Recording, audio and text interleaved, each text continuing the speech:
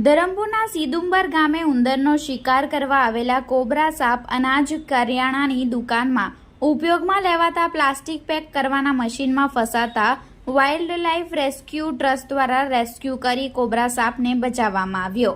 ધરમપુર તાલુકાના સિદુંબર ગામે ભટાડી ફળિયામાં રહેતા દિલીપભાઈ શ્યામજીભાઈ ગાવિતના ઘરે અનાજ કરિયાણાની દુકાનમાં ઉપયોગમાં લેવાતું પ્લાસ્ટિકમાં અનાજ પેકિંગ કરવા માટે વપરાતું ઇલેક્ટ્રિક પેકિંગ મશીન નીચે રાખવામાં આવ્યું હતું। આ મશીનમાં ઉંદર ભરાઈ જતા કોબરા સાપ તેનો શિકાર કરવા પાછળ પડ્યો હતો।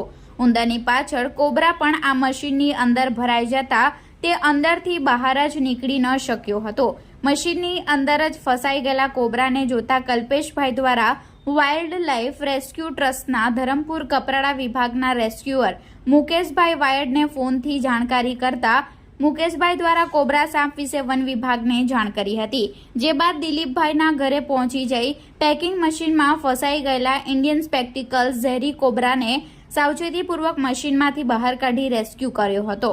મુકેશભાઈએ પોતાને તેમજ કોબરા સાપને કોઈપણ પ્રકારની નુકસાની નહીં થાય તેવી રીતે સાવચેતી રાખી સફળતાપૂર્વક રેસ્ક્યુ કર્યું હતું।